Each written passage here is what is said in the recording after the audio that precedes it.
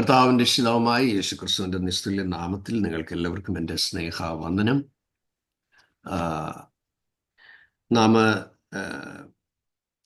സുവിശേഷീകരണത്തിന് മുമ്പ് അറിഞ്ഞിരിക്കേണ്ട അതിപ്രധാനമായ കാര്യങ്ങളെക്കുറിച്ച് നാം കഴിഞ്ഞ 2.5 ആഴ്ചയായി നമ്മൾ ചിന്തിച്ചു വരികയായിരുന്നു.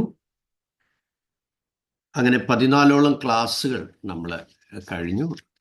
ഇന്ന് നമ്മൾ അതിൻ്റെ 15ാമത്തെ ക്ലാസ്സിലേക്ക് വരികയാണ്. ഇന്ന് നാം ചിന്തിക്കുന്നത് ദൈവവിളിക്കെതിരെ നിൽക്കുന്ന തടസ്സങ്ങളെ മനസ്സിലാക്കി അതിനെ ജയിച്ച് മുന്നേറുക എന്നുള്ളതാണ്. ദൈവവിളിക്കെതിരെ നിൽക്കുന്ന തടസ്സങ്ങളെ തിരിച്ചറിഞ്ഞ് അതിനെ ജയിച്ച് മുന്നേറുക എന്നുള്ളതാണ്. Praise God. ഞാൻ എൻ്റെ മേലുള്ള വിളി സുവിശേഷം അറിഞ്ഞിട്ടില്ലാത്തവർ അറിയണം, കേട്ടിട്ടില്ലാത്തവർ കേൾക്കണം. ഇതായിരുന്നു എൻ്റെ മേലുള്ള വിളി. ആത്മാക്കളെ നേടുക, സഭകൾ സ്ഥാപിക്കുക, അതുപോലെ കർത്താവിൻ്റെ വേലയ്ക്ക് വേണ്ടി ആളുകളെ ഒരുക്കിയെടുക്കുക. ഈ 2 കാര്യമാണ് എന്നെ വിളിച്ച നാളിൽ ദൈവം എന്നോട് ആവശ്യപ്പെട്ടത്. മാത്രമല്ല, ആവശ്യങ്ങൾക്ക് ദൈവത്തിൽ മാത്രം ആശ്രയിക്കണം എന്നുള്ളതാണ് ദൈവം എൻ്റെ വേലയ്ക്കായി, കർത്താവിൻ്റെ വേലയ്ക്കായി എന്നെ വിളിച്ച നാളിൽ എന്നോട് സംസാരിച്ചത്.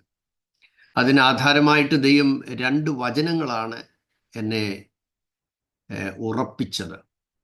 ഒന്ന്, അവങ്കിലേക്ക് നോക്കിയർ പ്രകാശിതരായി അവരുടെ മുഖം ലജ്ജിച്ചു പോയതുമില്ല.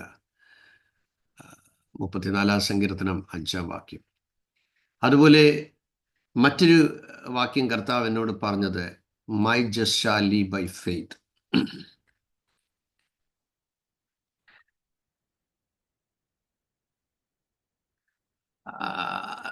അത് എബ്രായലേഖനം 10-ാമത്തെ അധ്യായം അതിൻ്റെ 38-ാമത്തെ വാക്യം.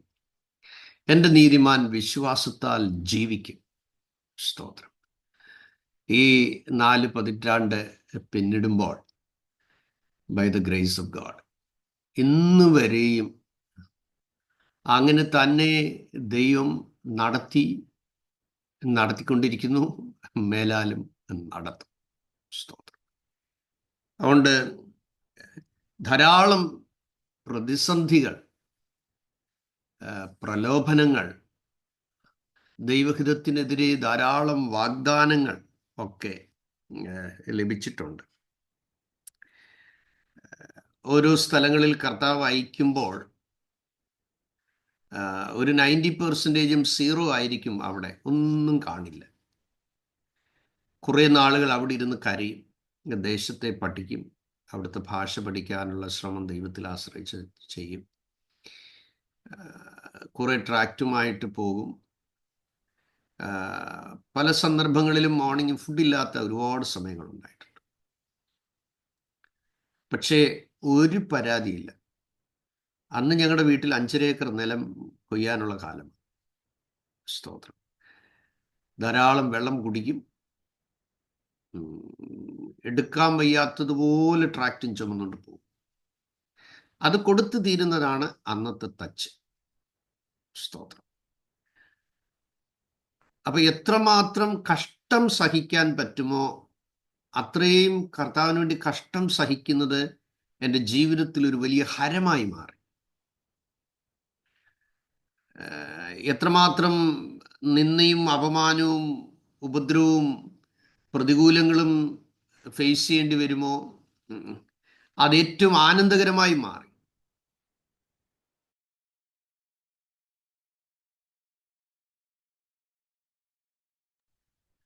അതുകൊണ്ട് ആ ക്രിസ്തുവിൻ്റെ കഷ്ടങ്ങളിൽ പങ്കാളികളാകും തോറും സന്തോഷിപ്പാനുള്ള ഒരു വലിയ ആനന്ദമാണ് എൻ്റെ ഉള്ളിൽ ദൈവം നൽകിയത്. സ്തോത്രം. ഉപദ്രവങ്ങൾ,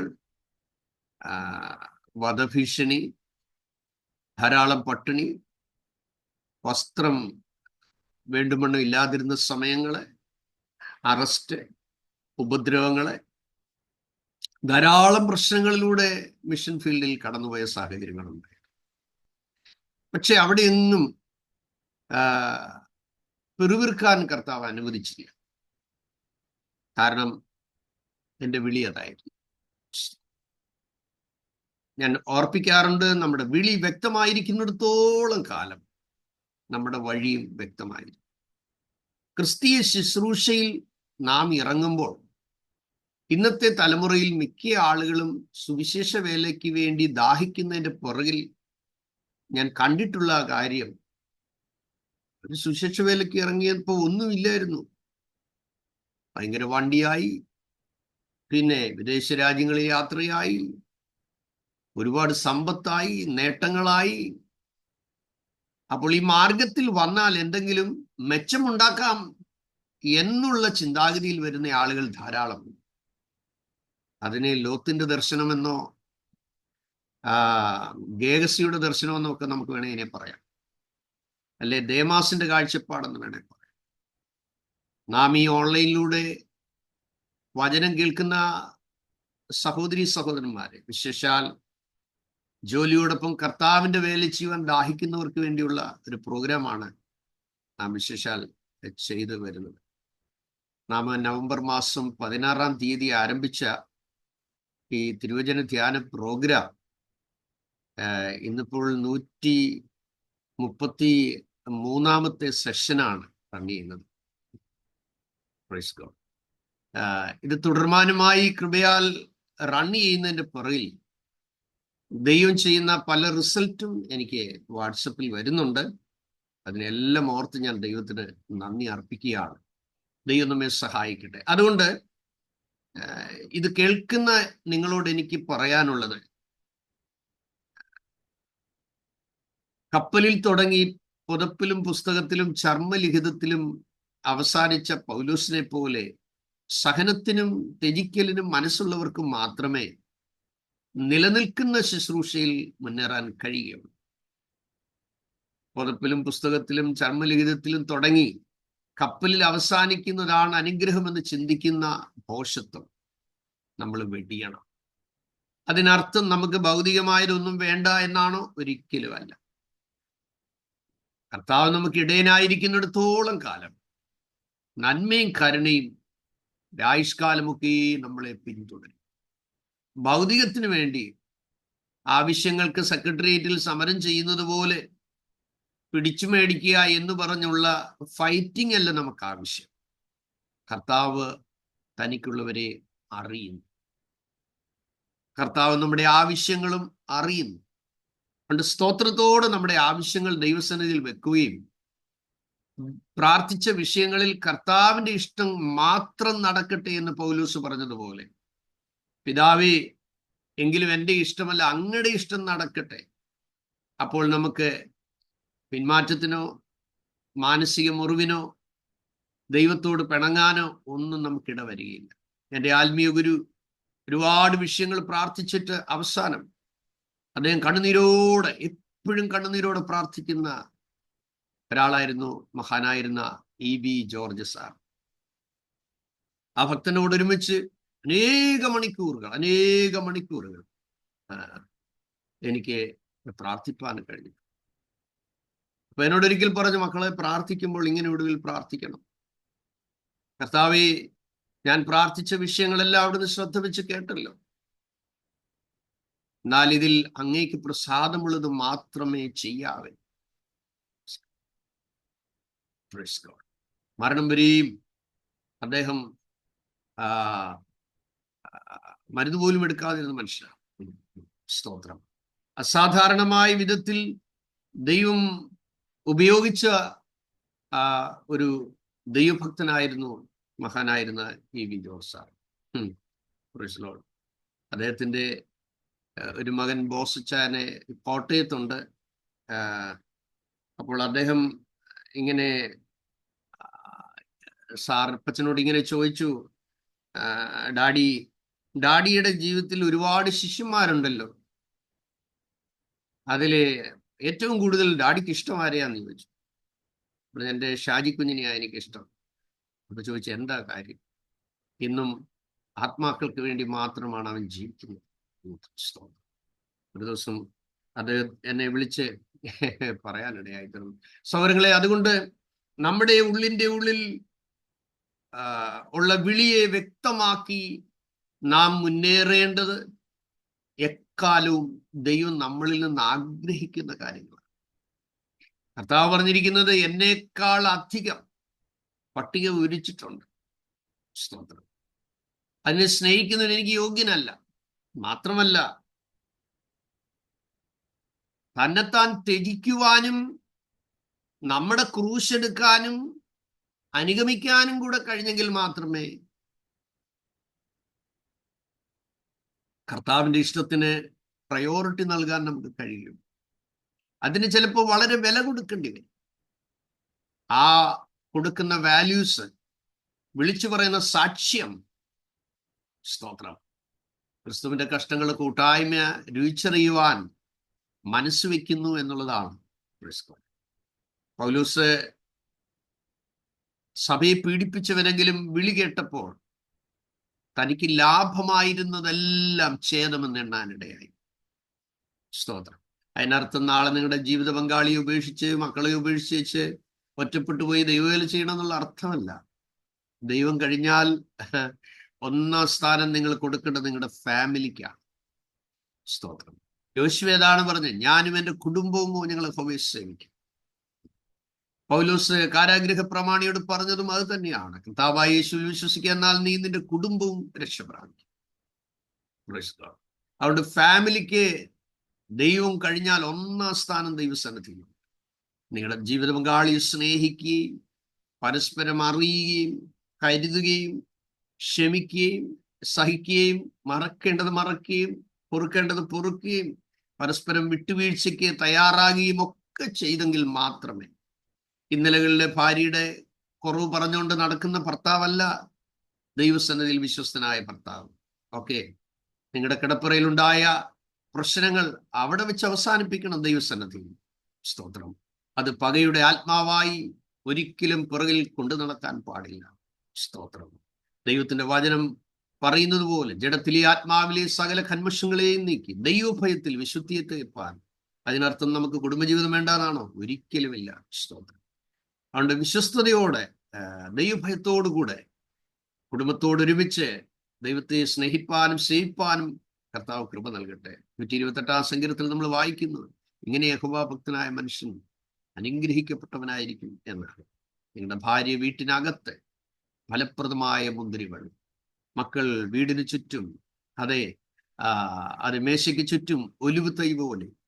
അതുകൊണ്ട് ദൈവം വെച്ചിരിക്കുന്ന വാഗ്ദത്തങ്ങളൊക്കെ നിങ്ങളുടെ മേൽ ഓരോരുത്തരുടെ മേലും നിറവേറുവാൻ ദൈവത്തിന്റെ പരിശുദ്ധാത്മാവ് നമ്മെ സഹായിക്കട്ടെ. ഓക്കെ, ദൈവവിളിക്കെതിരെ നിൽക്കുന്ന തടസ്സങ്ങളെ തിരിച്ചറിയുക എന്നുള്ളതാണ്. കർത്താവ് തന്റെ ശുശ്രൂഷയിൽ പലരെയും വിളിച്ചതായിട്ട് നമ്മൾ കാണുന്നുണ്ട്. ലൂക്കോസിന്റെ സുവിശേഷം 9-ാമത്തെ അധ്യായം അതിന്റെ 59-ാമത്തെ വാക്യത്തിൽ നമ്മൾ കാണുന്നു. കർത്താവ് ഒരുവനോട് പറയുകയാണ്, ഓക്കെ, somebody can read. സ്തോത്രം. എന്നെ അനുഗമിക്കുക, ഫോളോ മീ. ഒരുവനോട് അനുഗമിക്കാൻ പറഞ്ഞു. പക്ഷേ പറയുന്നത് എന്താണ്? ഞാൻ അനുഗമിക്കാം, പക്ഷേ എനിക്കിപ്പം ഒരു പ്രശ്നമുണ്ട്. അപ്പനാണ് തടസ്സം. അപ്പൻ മരിച്ച് അപ്പനെ അടക്കം ചെയ്ത് എനിക്ക് വരാനായിട്ട് കഴിയുകയുള്ളൂ. സ്തോത്രം. അപ്പോൾ കർത്താവ് പറയുകയാണ്, മരിച്ചവർ തങ്ങളുടെ മരിച്ചവരെ കുഴിച്ചിടട്ടെ, നീ എന്നെ അനുഗമിക്കുക.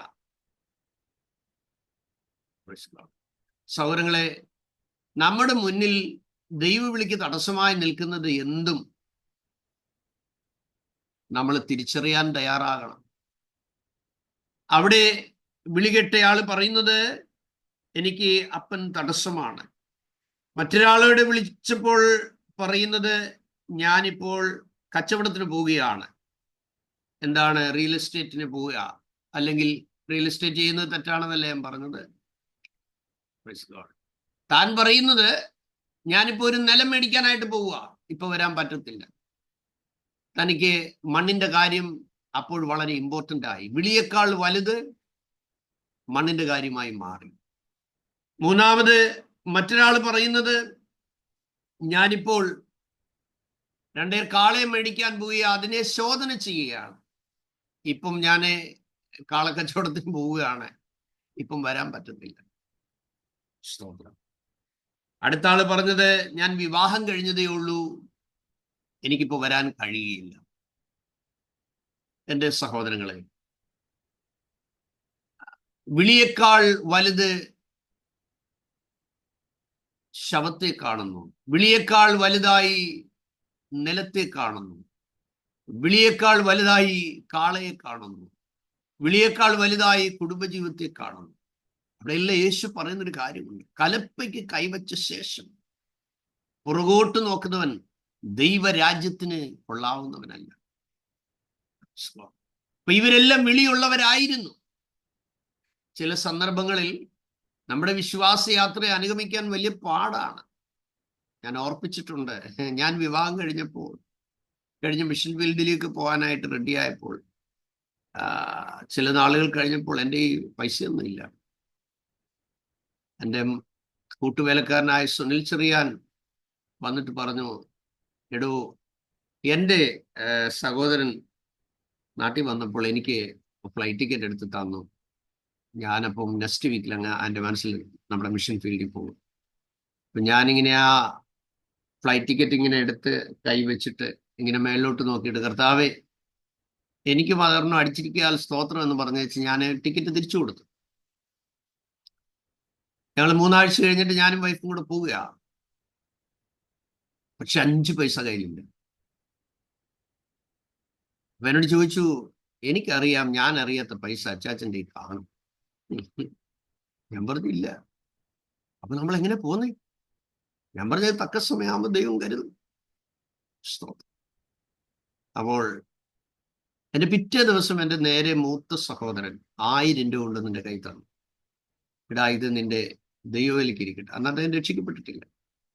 അപ്പൊ ഞാൻ വൈഫിനോട് പറഞ്ഞു, ദൈവം നോക്കിയേ, നമുക്ക് യാത്രയ്ക്കുള്ള പൈസ ഇത്രയും കർത്താവ് തന്നിട്ടുണ്ട്, ഇതിനകത്താണ് നമ്മുടെ യാത്ര. അപ്പൊ എന്നോട് ചോദിച്ചു, നമ്മളപ്പം ചെന്നൈയിൽ ചെന്നിട്ട് മദ്രാസിൽ ചെന്നിട്ട് എങ്ങനെയാ പോകുന്നത്? കപ്പലിലാണോ ഫ്ലൈറ്റിലാണോ? ഞാൻ പറഞ്ഞ ഫ്ലൈറ്റിലാണ്. അപ്പൊ ഫ്ലൈറ്റിൽ പോകാൻ ഈ പൈസ മതിയോ? ഞാൻ പറഞ്ഞു, കർത്താവ് ഇത്രയും തന്നിട്ടുള്ളൂ, അപ്പൊ ഇത്രയും മതിയായിരിക്കും. അവനോട് ചോദിച്ചു, ഫ്ലൈറ്റിന് ടിക്കറ്റ് എത്ര ആവും? നോർമലി അന്ന് 3500 രൂപയൊക്കെയാണ്. അപ്പൊ 2 ടിക്കറ്റിന് 7000 രൂപ വേണ്ടേ? ഞാൻ പറഞ്ഞു, അങ്ങനെ ചിന്തിക്കുമ്പോ അങ്ങനെയാ, പക്ഷെ ഇതിനകത്തൂടെ കൊണ്ടുപോകാനുള്ളതെങ്കിൽ ഇതായിരിക്കും അത്. അതെ, അച്ഛൻ ഇപ്പം തൽക്കാലം ഞാൻ വരുന്നില്ല. അപ്പൊ ഞാൻ ട്രെയിൻ കയറി ചെന്നൈക്ക് പോകുമ്പോൾ ഞാൻ പറഞ്ഞു, നീ വരുന്നെങ്കിൽ ദൈവസന്നിധിയിൽ സമർപ്പിച്ച് പ്രതിഷ്ഠിച്ച് വന്നാട്ടെ. ഇപ്പോഴും എന്നോട് ചോദിച്ചു, എത്ര രൂപയുണ്ട്? ഞാൻ പറഞ്ഞു, 1000. അപ്പൊ മദ്രാസിൽ ചെന്ന് എങ്ങനെയാ പോകുന്നത്? ഞാൻ പറഞ്ഞു, പ്ലെയിനില്ല. ഇപ്പൊ ഈ 1000 രൂപ കൊണ്ട് പോകാൻ പറ്റുമോ? ഞാൻ പറഞ്ഞു, കർത്താവ് ഇതേ തന്നുള്ളൂ, ഇതുകൊണ്ട് നമ്മൾ പോകും. എന്നോട് പറഞ്ഞു, ഞാൻ വരുന്നില്ല, ഞാൻ ഇവിടെ മിനിസ്ട്രിക്ക് വേണ്ടി പ്രാർത്ഥിച്ചോളാം. മനസ്സിലാവും. ഞാൻ ട്രെയിനിൽ കയറി അല്പ സങ്കടത്തോടെ ഞാൻ പോകുന്നത്, കാരണം കൂടെ വന്നില്ലല്ലോ.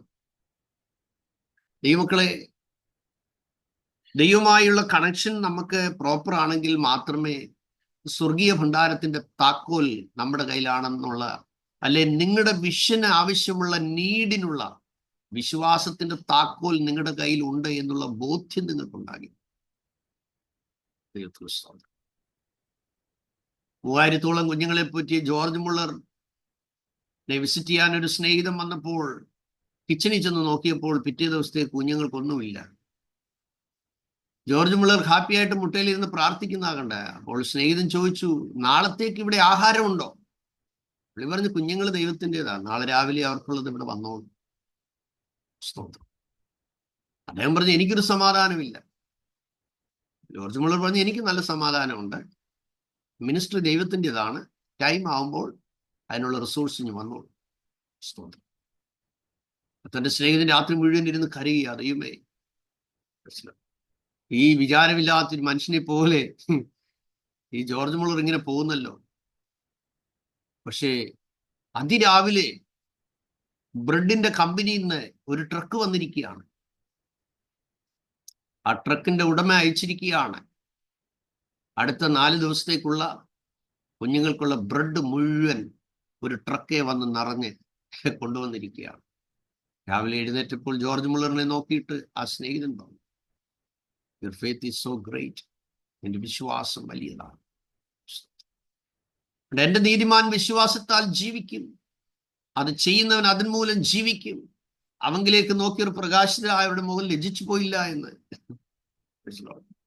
ഞാൻ ഏതോ എപ്പിസോഡിൽ ഇത് ഷെയർ ചെയ്തിട്ടുണ്ടെങ്കിലും ഈ വിഷയത്തോടുള്ള ബന്ധത്തിൽ, വിളിക്കെതിരെയുള്ള തടസ്സങ്ങളെ തിരിച്ചറിയുക എന്നതിനോടുള്ള ബന്ധത്തിൽ ഞാൻ ഈ അനുഭവം പങ്കുവയ്ക്കാനായിട്ട് എൻ്റെ ഉള്ളിൽ നിയോഗം വന്നുകൊണ്ട് പറയുകയാണ്.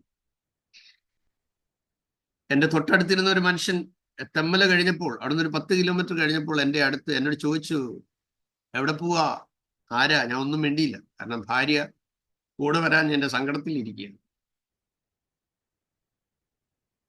പക്ഷേ ചെങ്കോട്ടയായപ്പോൾ അതേ പതുക്കെ ഇച്ചിരൂടെ എന്നെ അടുത്തിരുന്നു. അപ്പൊ ഞാൻ ഇച്ചിരൂടെ മാറിയിരുന്നു. ശിവകാശി ആയപ്പോൾ അതേ എൻ്റെ അടുത്തോട്ട് വന്നിട്ട് എൻ്റെ കയ്യെ കയറി ബലാത്കാര്യമായിട്ട് മുറുക്കി പിടിച്ചു. എന്നോട് പറഞ്ഞു, അങ്ങ് ആരാ, ഒന്ന് പറഞ്ഞേ. ഞാൻ പറഞ്ഞു, നിങ്ങളുടെ സീറ്റിൽ നിങ്ങൾ ഇരുന്നാൽ പോരെ, നിങ്ങൾ കുറെ നേരമായിട്ട് എന്നെ ശല്യം ചെയ്യുന്നുണ്ട്. അയ്യോ, എന്നെ വഴക്കൊന്നും പറയണ്ട. ഈ പുനലൂർ നിങ്ങൾ എൻ്റെ അടുത്ത് വന്നിരുന്ന സമയത്ത് മുതൽ എൻ്റെ സമാധാനം പോയി. ഞാൻ പറഞ്ഞു, അതിന് ഞാൻ എന്തെങ്കിലും ദോഷം ചെയ്തു? ദോഷമൊന്നും ചെയ്തില്ല, പക്ഷെ എനിക്ക് എന്തോ മനസ്സിനകത്തൊന്നും വല്ലാത്തൊരു ബുദ്ധിമുട്ട് അനുഭവപ്പെടുന്നു. നിങ്ങൾ ആരാ, പറ. അപ്പൊ ഞാൻ പറഞ്ഞു, ഞാനൊരു മിഷണറിയാ, എൻ്റെ മനസ്സിന് പോവുകയാണ്. എന്നാലേ കുറെ നേരമായിട്ട് എൻ്റെ ഉള്ളിൽ ആരോ പറയുകയാണ്, നീ ചെന്നൈ ചെന്ന് കഴിയുമ്പോൾ എൻ്റെ ദാസനെ നീ പാർക്കുന്നിടത്ത് കൊണ്ടുപോയി പാർപ്പിക്കണം. സ്തോത്രം. ഞാൻ ചോദിച്ചു, നിങ്ങളാരാ? അദ്ദേഹം പറഞ്ഞു, ഞാൻ മദ്രാസിലെ ഹൈക്കോർട്ടിലെ ജഡ്ജിയുടെ ഡ്രൈവറാ. സ്തോത്രം. ശരി, ഞാൻ വാക്കുകൾ ചുരുക്കി പറയാം. ഞാൻ അവിടെ ചെന്ന് ഷിപ്പിംഗ് കോർപ്പറേഷൻ ചെന്നപ്പോൾ 3 മാസത്തേക്ക് കപ്പലില്ല. വൈഫിനോട് പറഞ്ഞ് 2 ദിവസം ചെന്നൈ താമസിക്കും, 3-ാമത്തെ ദിവസം ദൈവം എന്നെ ഫ്ലൈറ്റിൽ അങ്ങ് അയക്കും. പക്ഷെ തലേ ദിവസം ഞാനിങ്ങനെ ഷിപ്പിംഗ് കോർപ്പറേഷനിൽ ചെന്ന് നോക്കിയപ്പോൾ അദ്ദേഹം പറഞ്ഞു, അവിടെ കപ്പലില്ല, എല്ലാം ഡ്രൈഡോക്കിൽ പോയി. സ്തോത്രം. ആ രാത്രി മുഴുവൻ വന്നിരുന്ന് കരഞ്ഞു. പിറ്റേ ദിവസം എൻ്റെ ഉള്ളിൽ ഭയങ്കരമായ ഹേമം. ഈ ആൻഡമാൻ ഹൗസിലേക്ക് പോവുക. ചെന്നൈയിൽ ഒരു ഓഫീസുണ്ട്, ആൻഡമാൻ ഹൗസ്. അവിടെ പോയി. സ്തോത്രം. അവിടെ ചെന്നപ്പോൾ സെക്രട്ടേറിയറ്റിൽ ജോലിയുള്ള ഒരു പ്രിയപ്പെട്ടവനും കൂടെ ക്യൂയിൽ നിൽപ്പുണ്ട്. ഞാൻ ചോദിച്ചു, അച്ഛാ, ഇത് ഇങ്ങനെ തുറന്ന് കിടക്കുന്ന, എന്നോട് ചോദിച്ചു, വന്ന ടിക്കറ്റ് ഉണ്ടോ? ഞാൻ പറഞ്ഞു, ഉണ്ട്. എന്നാൽ ആ ടിക്കറ്റും എടുത്ത് ഒരു 200 രൂപയും എടുത്ത് അവിടെ നിന്നോ. സ്തോത്രം. എൻ്റെ ഊഴം വന്നപ്പോൾ ഞാൻ ആ ടിക്കറ്റ് 200 രൂപയും കൊടുത്തു. 3600 രൂപയുടെ ഫ്ലൈറ്റ് ടിക്കറ്റ് എനിക്ക് തന്ന് 20 രൂപ ബാക്കിയും തന്നു.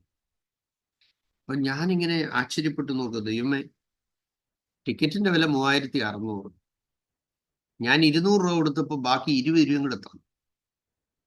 ഞാൻ സെക്രട്ടേറിയറ്റ് വർക്ക് ചെയ്യുന്ന അച്ഛനോട് ചോദിച്ചു, അച്ഛാ, ഇതെന്നാ പരിപാടിയായിരുന്നു? എൻ്റെ പാസ്റ്ററെ, ഇന്ന് വെളുപ്പിന് 3 മണിക്കാണ് ഇങ്ങനൊരു മെസ്സേജ്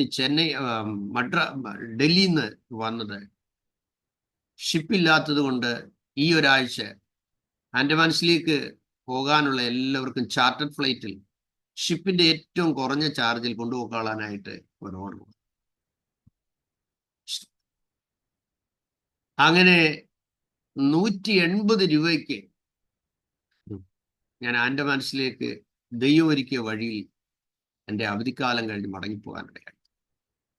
സൗരങ്ങളെ പലപ്പോഴും പിറകോട്ട് നമ്മളെ വലിക്കുന്ന തടസ്സങ്ങളെ കണ്ട് ദൈവഹിതം നിവർത്തിക്കുന്നതിന് ഒഴിവുകഴിവുകൾ പറഞ്ഞ് പിന്മാറുമ്പോൾ നമ്മൾ കാണുവാനുള്ള ദൈവപ്രവൃത്തി തടയപ്പെടുകയാണ്. നിങ്ങൾ ഒരിക്കലും വിചാരിച്ചിട്ടില്ലാത്ത ദൈവപ്രവൃത്തി കാണാൻ നിങ്ങൾ ഇച്ഛിക്കുന്നുവെങ്കിൽ നിങ്ങൾ വിശ്വാസത്തിന്റെ ചുവടുകൾ വെക്കേണ്ടി വരും. നിങ്ങളുടെ ഉള്ളിൽ കിട്ടിയ ദൈവിക സമ്മർദ്ദത്തിൽ നിങ്ങൾ സ്റ്റെപ്പ് എടുക്കേണ്ടി വരും. നിങ്ങളുടെ ഉള്ളിൽ ദൈവം നൽകിയ നിയോഗത്തിൽ സ്റ്റെപ്പ് എടുക്കേണ്ടി വരും. ദൈവത്തിൽ ലഭിച്ച കാഴ്ചപ്പാടിൽ സ്റ്റെപ്പ് എടുക്കേണ്ടി വരും. ദൈവവചനത്തിലൂടെ ബോധ്യമായ ദൈവിക സത്യത്തിന് വേണ്ടി നിങ്ങൾ സ്റ്റെപ്പ് എടുക്കേണ്ടി വരും. ചിലപ്പോൾ നമ്മൾ ജീവിത പങ്കാളികളെയും കുഞ്ഞുങ്ങളെയൊക്കെ വേദനിപ്പിക്കേണ്ട, വ്യസനിപ്പിക്കേണ്ട, വിഷമിപ്പിക്കേണ്ട, ഞാൻ ഇങ്ങനെ ഒരു തീരുമാനം എടുത്തു കഴിഞ്ഞാൽ അത് പ്രശ്നമായി തീരും എന്ന് ചിന്തിച്ച് നിങ്ങളും നഷ്ടപ്പെട്ട്, നിങ്ങളുടെ കുടുംബവും നഷ്ടപ്പെട്ട്, നിങ്ങളുടെ തലമുറയും നഷ്ടപ്പെട്ടു പോകാനല്ല ദൈവം ആഗ്രഹിക്കുന്നത്. ദൈവം വിളിച്ചവൻ പുറത്തിറങ്ങണം. എങ്കിൽ മാത്രമേ വിടുവിക്കപ്പെടാണ്ട ജനത അടിമതുകത്തിൽ നിന്ന് പുറപ്പെടുവാൻ കഴിയുള്ളൂ. മോശ ദൈവവിളി കേട്ട് ഒഴിവുകഴിവുകൾ പറഞ്ഞു. തന്റെ പ്രശ്നം സംസാരശേഷി മെച്ചമല്ല, അതൊന്നും ആയിരുന്നില്ല അതിന്റെ പ്രധാനമായ തടസ്സം. താൻ കൊലക്കേസിലെ പ്രതിയായി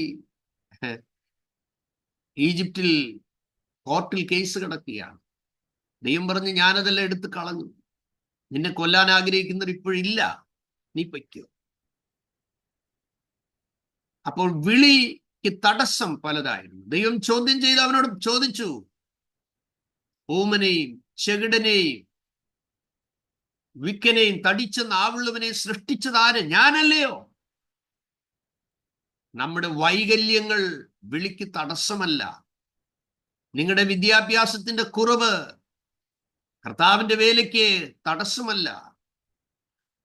പഠിപ്പില്ലാത്ത പത്രോസിനെയാണ് പണ്ഡിതന്മാരുടെ ഇടയിൽ ഉപയോഗിച്ചത്.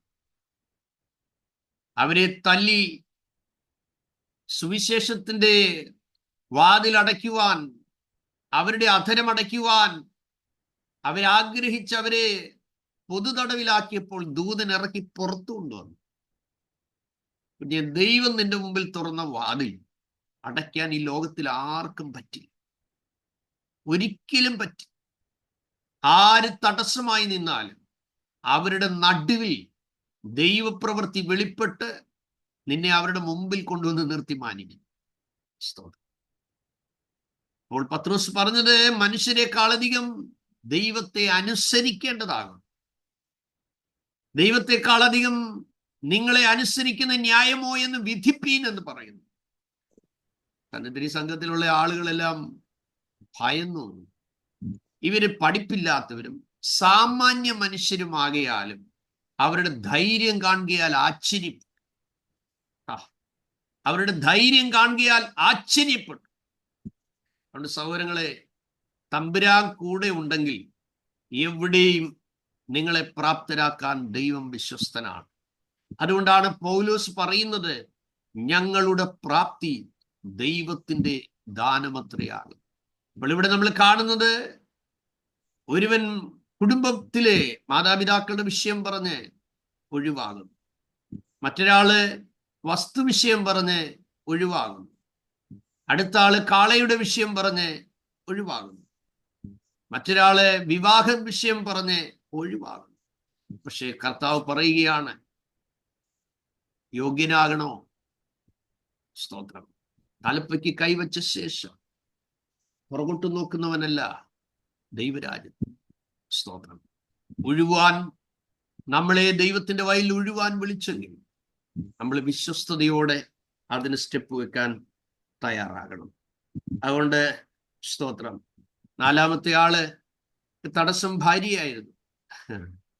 എപ്പോഴും ഓർത്തിരിക്കണം, യൂട്യൂബിലൂടെ ഈ വചനം കേൾക്കുന്ന സഹോദരി സഹോദരന്മാരോട്, വിവാഹം കഴിഞ്ഞിട്ടില്ലാത്ത ചെറുപ്പക്കാരോട് എനിക്ക് താഴ്മയോടെ ഓർപ്പിക്കാൻ ഉള്ളത്, കർത്താവിന്റെ വേലയ്ക്ക് വിളിയുള്ള ഒരു യൗവനക്കാരനാണ് മോനെ നീയെങ്കിൽ, അങ്ങനെയുള്ള വിവാഹം കഴിഞ്ഞിട്ടില്ലാത്ത ഒരു യൗവനക്കാരിയാണ് മോളെ നീ കേൾക്കുന്നതെങ്കിൽ, നിന്റെ വിളിയും നിന്റെ മേലുള്ള നിയോഗവും മനസ്സിലാക്കി അതിന് തക്കതായ ഒരു ജീവിത പങ്കാളിയെ ദൈവം ഒരുക്കുവാനാണ് നീ പ്രാർത്ഥിക്കുന്നത്. വിദ്യാഭ്യാസവും നിറവും പണവും കുലവും കുടുംബവും മാത്രം നോക്കാതെ നിങ്ങളുടെ വിളിയുടെ പിറകിൽ അതിന് വില കൊടുത്ത് കർത്താവിന്റെ ഇഷ്ടം ചെയ്യാൻ പരസ്പരം കരം കോർത്ത് നശിച്ചു പോകുന്ന ആത്മാക്കളെ ദൈവത്തിന് വേണ്ടി നേടുവാനുള്ള ഉൾക്കാഴ്ചയോടുകൂടെ ദൈവം വിളിച്ച ആളിനെ മാത്രമേ നിങ്ങൾ തിരഞ്ഞെടുക്കാം. നിങ്ങൾക്കൊരു ശരീരം കിട്ടിയത് കൊണ്ട് ഒരിക്കലും നിങ്ങൾക്കൊരു ജീവിതം ഉണ്ടാകില്ല. അതുകൊണ്ട് നിങ്ങളുടെ വിളി വ്യക്തമായിരിക്കുന്നത് കൊണ്ട് നിങ്ങളുടെ വഴിയും വ്യക്തമായിരിക്കാൻ നിങ്ങൾ ശ്രമിക്കുക. അടുത്ത നമ്മൾ ചിന്തിക്കുന്നത്, നമ്മുടെ കർത്താവ് ഒരിക്കലും കൂലി കുറയ്ക്കാത്ത ഒരു യജമാനനാണ്. സ്തോത്രം.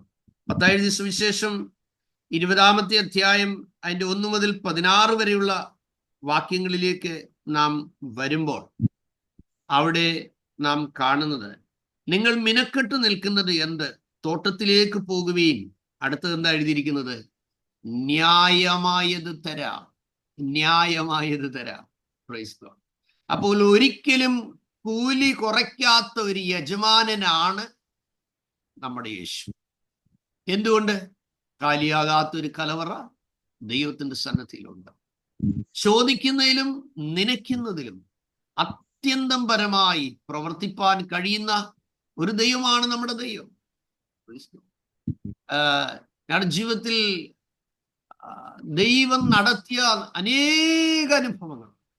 സ്തോത്രം. എന്ത് പ്രാർത്ഥിച്ചോ അത് സമയത്ത്, കൃത്യസമയത്ത്, തെറ്റാത്ത അതാത് സമയങ്ങളിൽ അതാത് നിമിഷങ്ങളിൽ കരുതിയ കരുതലുകളുണ്ട്. അതിനെല്ലാം ഓരോ സമയങ്ങളിൽ ഓരോ സന്ദർഭങ്ങളിൽ ദൈവം ആളുകളെ എഴുന്നേൽപ്പിച്ചു. സ്തോത്രം. ദൈവം കുഞ്ഞുങ്ങളെ തന്നപ്പോൾ അവരെ രണ്ടുപേരെയും മിഷണറി ഡോക്ടേഴ്സ് ആക്കി മാറ്റണമെന്ന് ഹൃദയത്തിൽ ദൈവം അവരുടെ കുഞ്ഞുനാളിൽ പ്രാർത്ഥിക്കുമ്പോൾ പ്രേരണ നൽകി. ഒരു വിശുദ്ധ വേദപുസ്തകം കൊണ്ട് മാത്രം മിഷണറി പ്രവർത്തനത്തിന് ഇറങ്ങിയ എന്നെ സംബന്ധിച്ച് മാനുഷ്യമായി അതൊന്നും എളുപ്പമുള്ള കാര്യമില്ലായിരുന്നു. പക്ഷേ ഓരോ സമയങ്ങളിൽ അവരുടെ ഓരോ ആവശ്യങ്ങളിൽ ഫീസ് അടയ്ക്കേണ്ട ഓരോ സമയങ്ങൾ വന്നപ്പോൾ ഒരിക്കലും അറിഞ്ഞിട്ടില്ലാത്ത കരങ്ങളെ ദൈവം എഴുന്നേൽപ്പിച്ച് അവരുടെ പഠനം അത് MBBS കഴിഞ്ഞിറക്കാൻ ദൈവം സഹായിച്ചു. എൻ്റെ വാത്സല്യ സഹോദരങ്ങളെ, പലപ്പോഴും എൻ്റെ ഏറ്റവും മൂത്ത സഹോദരൻ എന്നോട് ചോദിച്ചിട്ടുണ്ട്, എടാ നീ എന്തുദ്ദേശിച്ചാണ് ഇവരെ ഇത് പഠിക്കാൻ വിടുന്നത്? അപ്പോൾ ഞാൻ പറഞ്ഞ ഇതാണ്, എൻ്റെ നീതിമാൻ വിശ്വാസത്താൽ ജീവിക്കും. അദ്ദേഹത്തിന് 2 മക്കളും ഡോക്ടേഴ്സാണ്. അവർക്ക് 2 പേർക്കും ജോലി സൗദിയിലുണ്ടായിരുന്നു. പക്ഷേ ഞാൻ പറഞ്ഞ ലോകത്തിലെ ഏറ്റവും വലിയ വേല കർത്താവിന്റെ വേലയാണ്. സഹോദരങ്ങളെ, എന്നെ കേൾക്കുന്ന സഹോദരങ്ങളെ, ഞാൻ താഴ്മയോട് നിങ്ങളോട് ഓർപ്പിക്കാം, നിങ്ങളുടെ പ്രാർത്ഥനാ മുറിയിൽ നിങ്ങളുടെ തലമുറയെക്കുറിച്ച് ദൈവം എന്താണ് ആഗ്രഹിക്കുന്നത് എന്ന് നിങ്ങൾ പ്രാർത്ഥനയിൽ തിരിച്ചറിയണം. ആ ദൈവഹിതം എന്താണോ അതിനായി അവരെ ഏൽപ്പിച്ചു കൊടുക്കണം. ഒരുപക്ഷെ നിങ്ങളുടെ ഇഷ്ടം ഒന്നായിരിക്കാം, പക്ഷെ ദൈവം ആഗ്രഹിക്കുന്നത് മറ്റൊന്നായിരിക്കും. അപ്പോൾ കർത്താവിന്റെ ഇഷ്ടത്തിന് അവരെ ഏൽപ്പിച്ചു കൊടുത്താൽ ആ വഴിയിലൂടെ ദൈവം അവരെ നയിക്കും. നമ്മുടെ ദൃഷ്ടിയിൽ മിസ്റ്റേക്കുകൾ വരാം, അവർക്ക് പോരായ്മകൾ വരാം, കുറവുകൾ വരാം, നമുക്ക് ഉൾക്കൊള്ളാൻ കഴിയാത്ത പലതും ഒരുപക്ഷെ നമ്മുടെ ജീവിതത്തിലൂടെ കടന്നുപോയെന്ന് വരാം. പക്ഷെ നിങ്ങളുടെ കണ്ണുനീർ അതിനെല്ലാം തിരുത്തും. നിങ്ങളുടെ പ്രാർത്ഥന അവരുടെ ജീവിതത്തെ മാറ്റിമറിക്കും. ദൈവത്തിന്റെ സമയത്ത് ദൈവം ഒരുക്കുന്ന മുഖാന്തരങ്ങളിലൂടെ ദൈവമുഖത്തേക്ക് നോക്കുവാനും പ്രാർത്ഥിക്കുന്ന നിങ്ങളുടെ ആശ്രയത്തെക്കാൾ കുറെ കൂടെ ആഴത്തിൽ അനുഭവം പ്രാപിച്ച് ദൈവത്തിലേക്ക് മടങ്ങി വരാനും മഹിമ കണ്ട സാക്ഷിയായി നിങ്ങൾ നിർത്തുന്നിടത്ത് അവർ തുടങ്ങുവാനും ഒക്കെ പരിശുദ്ധാത്മാവ് സഹായിക്കുമെന്ന് ഞാൻ നിങ്ങളെ ഓർപ്പിക്കട്ടെ. കർത്താവ് അതിന് പറയുന്നത് ന്യായമായത് തരാം. എന്തുകൊണ്ടാണ് പല ആളുകളുടെയും ജീവിതത്തിൽ പ്രോഗ്രസ് ഇല്ലാത്തത്? അവരുടെ ട്രേഡിൽ അവർ ഫെയ്ത്ത്ഫുൾ അല്ല, അവരുടെ കരിയറിൽ അവർ ഫെയ്ത്ത്ഫുൾ അല്ല. സ്തോത്രം.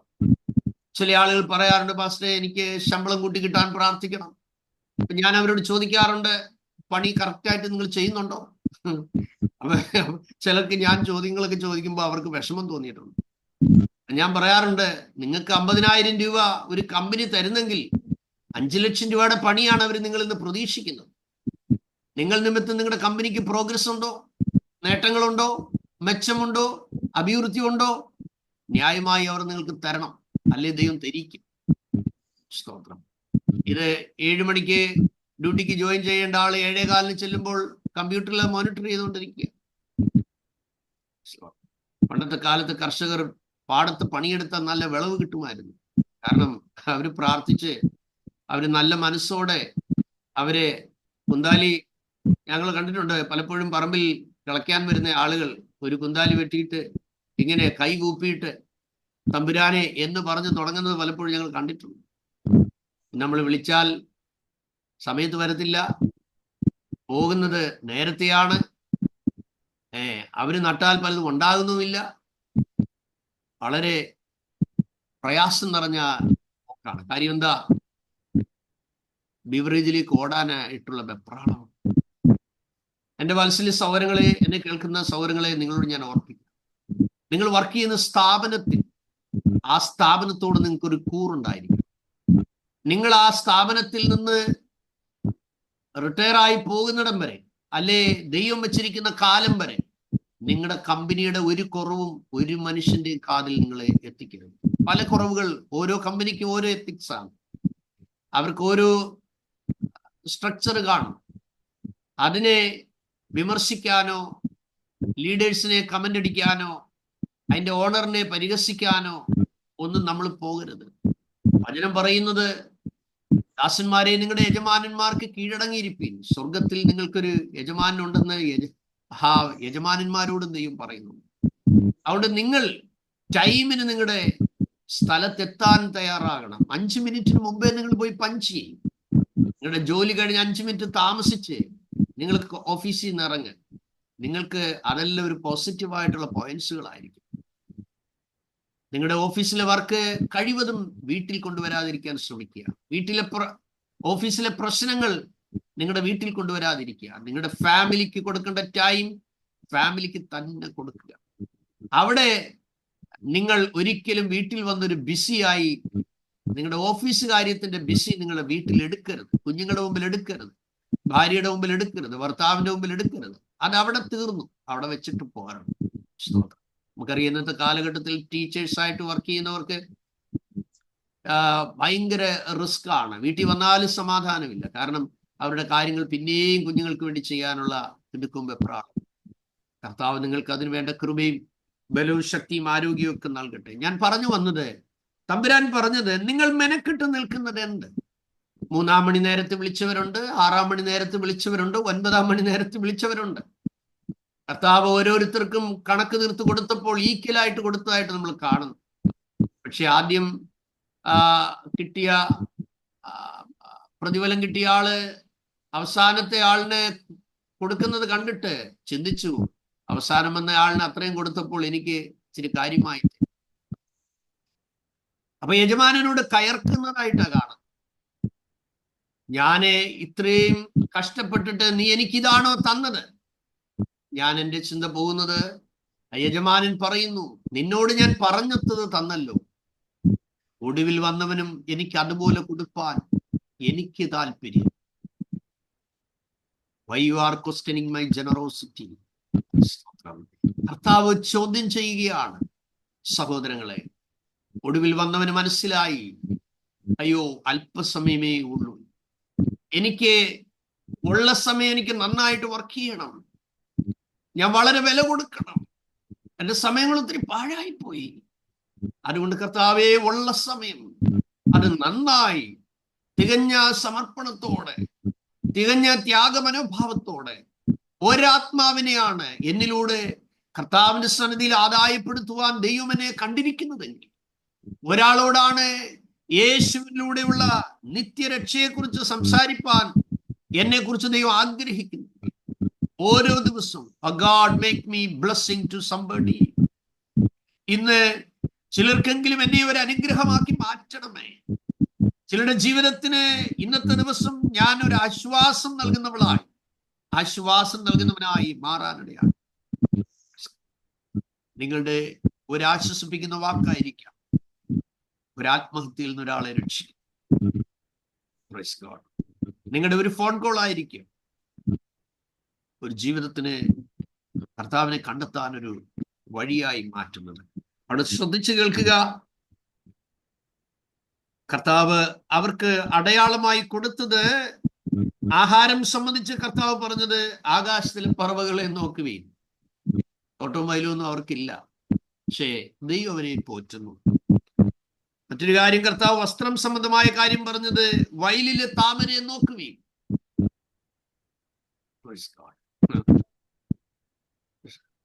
ഞാനൊരു സ്ഥലത്ത് പ്രസംഗിക്കാൻ ചെന്നപ്പോൾ എന്നോട് അവിടെയുള്ള ആളുകൾ പറഞ്ഞു, പാസ്റ്റർ ഇവിടെ BJP-ക്കാർ ഇഷ്ടം പോലെ ഉണ്ട് എന്ന്. ഞാൻ പറഞ്ഞു ഓക്കെ. അടുത്ത ആള് കമ്മ്യൂണിസ്റ്റുകാരൻ വന്നിട്ട് പറഞ്ഞു, എടീ അതിനേക്കാൾ കൂടുതൽ നമ്മുടെ പാർട്ടിയാ ഉള്ളത്, കമ്മ്യൂണിസ്റ്റുകാരാ. മറ്റൊരു സഹോദരൻ പറഞ്ഞ്, കോൺഗ്രസ് ഉണ്ട് പാസ്റ്റർ ഇവിടെ.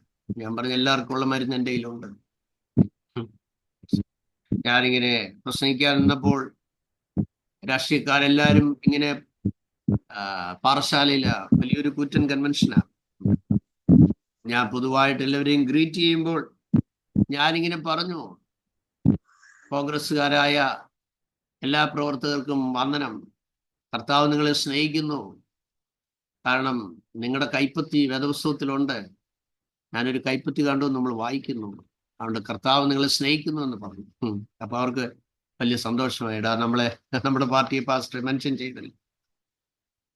രണ്ടാമത് ഞാൻ പറഞ്ഞു, കമ്മ്യൂണിസ്റ്റുകാരായ നിങ്ങളെയും കർത്താവ് സ്നേഹിക്കുന്നു എന്നാണ് ഞാൻ വേദപുസ്തകത്തിൽ മനസ്സിലാക്കുന്നത്. കാരണം നിങ്ങളുടെ ചിഹ്നമായിരിക്കുന്ന അരിവാളും ചുറ്റിയും നക്ഷത്രവും എല്ലാം ബൈബിളിലുണ്ട്.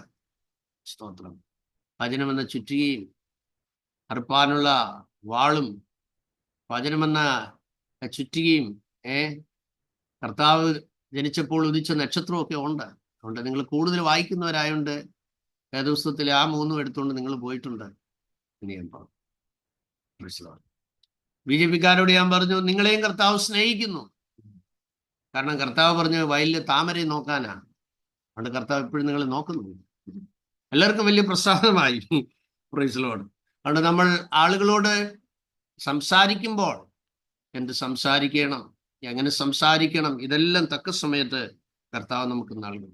അതുകൊണ്ട് സഹോദരങ്ങളെ, ഫുൾ ടൈം വ്യക്തമായ കോളിംഗ് ഉണ്ടെങ്കിൽ മാത്രമേ നിങ്ങൾ ഫുൾ ടൈം മിനിസ്ട്രിക്ക് വേണ്ടി ഇറങ്ങാവൂ. ഫുൾ ടൈം ഒരു പ്രവാചകൻ പറഞ്ഞിട്ട് നിങ്ങൾ ഒരിക്കലും ഇറങ്ങരുത്. കാരണം കർത്താവ് നിങ്ങളുമായിട്ടുള്ള കണക്ഷനാണ് ഇമ്പോർട്ടൻ്റ്. അല്ലെങ്കിൽ ദൂത് പറഞ്ഞവർ ഓരോ പ്രശ്നം വരുമ്പോൾ നിങ്ങൾ അവരെ വിളിച്ചുകൊണ്ടിരിക്കും. അവരുടെ കണ്ണടഞ്ഞാൽ നിങ്ങളുടെ മിനിസ്ട്രിയും സ്റ്റോപ്പാവും. അങ്ങനെയല്ല, വ്യക്തമായി വിളി നിങ്ങൾ ഉറപ്പാക്കിയെടുക്കണം. ദൈവശക്തി. വീണ്ടും ജനിച്ച എല്ലാവരും ആത്മാക്കളെ നേടാനാണ് ദൈവം വിളിച്ചിരിക്കുന്നത്. അതിൽ ഞാൻ ഉറപ്പിച്ചു പറയാം, ആത്മഭാരമില്ലാത്ത ഒരു മനുഷ്യനും സ്വർഗത്തിൽ പോകത്തില്ല എന്നാണ് ഈ പുസ്തകം എന്നെ പഠിപ്പിച്ചത്. കാരണം നിങ്ങളോ അന്ധകാരത്തിൽ നിന്ന് തൻ്റെ അത്ഭുത പ്രകാശത്തിലേക്ക് വിളിച്ചവന്റെ സൽഗുണങ്ങളെ ഘോഷിപ്പാനാ വിളിച്ചത്. അതിനാ തെരഞ്ഞെടുത്തത്. അവരാ രാജകീയ പുരോഹിതവർഗം, അവരാണ് വിശുദ്ധ വംശം, അവരാണ് സ്വന്തം ജനം. അപ്പോസ്തല പ്രവൃത്തി 8:4 വായിക്കുന്നത്, ചിതറിപ്പോയവർ ആരെ? അപ്പോസ്തലന്മാരൊഴികെ എല്ലാവരും ചിതറിപ്പോയി. അവരെല്ലാം സുവിശേഷം അറിയിച്ചുകൊണ്ട് നടന്നു എന്നായിരുന്നു. അപ്പോൾ ശരിയായ രക്ഷാനുഭവം ഉള്ളവർക്ക് മാത്രമേ ആത്മഭാരം കാണൂ. നിങ്ങൾ ഒരുപക്ഷെ വലിയ മെഗാ ചർച്ചിലായിരിക്കും കൂടുന്നത്. ചർച്ചിന്റെ വലിപ്പം കണ്ട് കൂട്ടായ്മയ്ക്ക് വന്നേച്ച് പൊങ്ങച്ചം പറയാൻ ആഗ്രഹിക്കുന്ന ആളുകളുണ്ട്. ഞങ്ങൾ ഇന്നാരുടെ ചർച്ചിലാണ്, ഇന്ന ചർച്ചിലാണ്. ഓ, ആ ചർച്ചിലാണോ? അതിൻ്റെ ഒരു ബഹുമാനത്തിന് വേണ്ടി നിങ്ങൾ മനസ്സിലാക്കിക്കൊള്ളണം. ദൈവത്തിന് സ്തോത്രം. എത്ര ആൾ കൂടി നടന്നാലും മുട്ടിയുരുമി നടന്നാലും വിശ്വാസത്തോടെ വസ്ത്രം തൊടുന്നവന് മാത്രമേ വല്ലതും പ്രാപിക്കാനും അനുഭവിക്കാനും കഴിയത്തുള്ളൂ എന്നുള്ള കാര്യം കൂടെ നിങ്ങൾ ഓർത്തിരുന്നുള്ളതാണ്. അതുകൊണ്ട് ദൈവം വിളിച്ച എല്ലാവർക്കും ആത്മഭാരമുണ്ട്. സ്തോത്രം. ഇന്ന് മിക്ക സഭകളിലും ബയോളജിക്കൽ ഗ്രോത്ത് മാത്രമേ ഉള്ളൂ. അതും വളരെ ഇപ്പോൾ കുറവാണ്. പലരും പറയുന്നത്, എന്തിനാ നമുക്കിപ്പം മക്കളെ, അതിൻ്റെ ആവശ്യമൊന്നുമില്ല, എൻജോയ്. ഒരു ബേർഡനൊന്നും നമുക്ക് എടുത്ത് ഇനി തലയിലോട്ട് വെക്കണ്ട. ഇങ്ങനെയുള്ള ചിന്താഗതികളിൽ പോകുന്ന ഒരു തലമുറയുടെ കാലത്താണ് നാം ജീവിക്കുന്നത്. എന്നാൽ ശരിയായി വീണ്ടും ജനനം നിങ്ങളുടെ ഉള്ളിൽ നടന്നെങ്കിൽ, ലുദിയ പറഞ്ഞതുപോലെ പറയും, നിങ്ങൾ എന്നെ കർത്താവിൽ വിശ്വസ്തയെന്ന് എണ്ണിയിരിക്കുന്നെങ്കിൽ എൻ്റെ വീട്ടിൽ വന്ന് പാർപ്പി. ആ ലുദിയയുടെ വീടിനെ ബേസ് ചെയ്താണ് ഫിലിപ്പിയ സഭ രൂപം കൊള്ളുന്നത് എന്നുള്ള കാര്യം നമ്മൾ മനസ്സിലാക്കണം. അതുകൊണ്ട് ഓർത്തിരിക്കുക, എല്ലാ പ്രിയപ്പെട്ടവരും ആത്മഭാരമുള്ളവരായി മാറണം. നിങ്ങളുടെ ഉള്ളിൽ നശിച്ചുപോകുന്ന ആത്മാക്കളെ കുറിച്ചുള്ള ആ ഒരു ഭാരം നിങ്ങളെ അലട്ടുന്നില്ലെങ്കിൽ ഓർത്തുകൊള്ളണം, നിങ്ങളുടെ ജീവിതത്തിൽ ശരിയായ വീണ്ടും ജനനം നടന്നിട്ടില്ല. അപ്പോൾ ശരിയായ വീണ്ടും ജനനം നടക്കേണ്ടതിനായി സ്തോത്രം. ചിലപ്പോൾ എൻ്റെ മക്കൾ പറയാറുണ്ട്, ഡാഡിയെ ഇപ്പോഴാണ് ഈ കാര്യങ്ങളൊക്കെ ഒന്ന് ചുമ്മാ മനസ്സിലായിട്ട് വരുന്നേ, എന്നെ ഒന്നുകൂടെ ഒന്ന് സ്നാനപ്പെടുത്തിയാൽ കൊള്ളാം.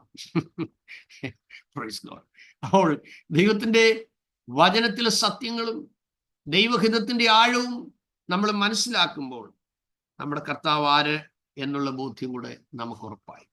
അടുത്തത്, നിങ്ങൾ ആരെന്ന് അറിയുക. നമ്മൾ ചിന്തിച്ചത് ദൈവവിളിക്കെതിരെയുള്ള തടസ്സങ്ങളെ തിരിച്ചറിഞ്ഞ് അതിനെ തരണം ചെയ്യുക എന്നുള്ളതും, യേശു കൂലി കുറയ്ക്കാത്ത ഒരു ശ്രേഷ്ഠ യജമാനനാണെന്നും നാം മനസ്സിലാക്കി.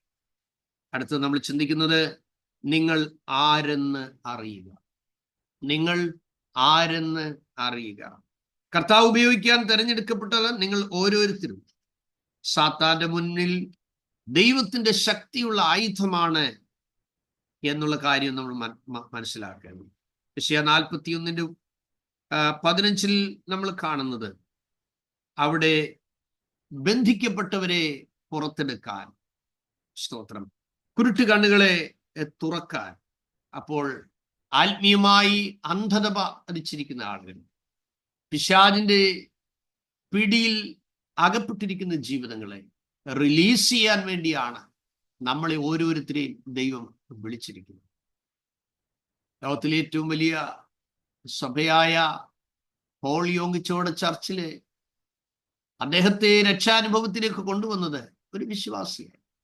സ്തോത്രം. എത്രയോ സ്ഥലങ്ങളിൽ എനിക്കറിയാം പല പ്രിയപ്പെട്ട സഹോദരിമാർ, ചില വിശ്വാസികള സഹോദരന്മാർ ഓരോ ആഴ്ചയിലും അവർ പുതിയ ആത്മാക്കളെ കൊണ്ടുവരും. അവര് ഇടയ ശുശ്രൂഷയൊന്നും ചെയ്യുന്നില്ല, കാണത്തക്കവണ്ണം വലിയ കഴിവോ പ്രാപ്തിയോ ഒന്നുമില്ല. പക്ഷേ അവർ ദൈവവചനം പറയുമ്പോൾ, അവർ പ്രാർത്ഥിക്കുമ്പോൾ പലതും നടക്കുന്നു. സ്തോത്രം.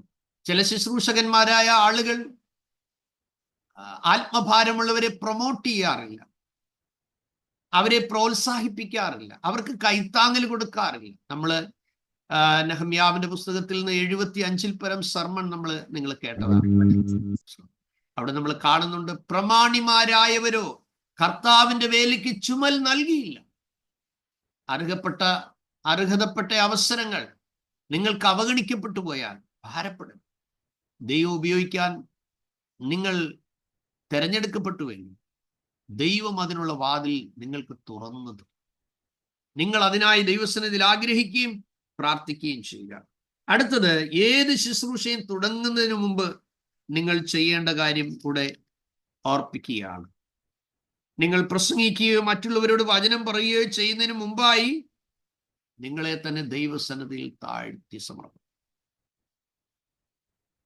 ദൈവസന്നിധിയിൽ താഴ്ത്തുവാൻ മനസ്സ് വെച്ചെങ്കിൽ മാത്രമേ നമ്മുടെ പ്രാർത്ഥനയ്ക്ക് റിസൾട്ട് ഉണ്ടാകുകയുള്ളൂ. നമുക്കറിയാം, പ്രധാനമന്ത്രിയായിരുന്ന ദാനിയേൽ ദൈവസന്നിധിയിൽ ഉപവസിപ്പാൻ ആഗ്രഹിച്ചു.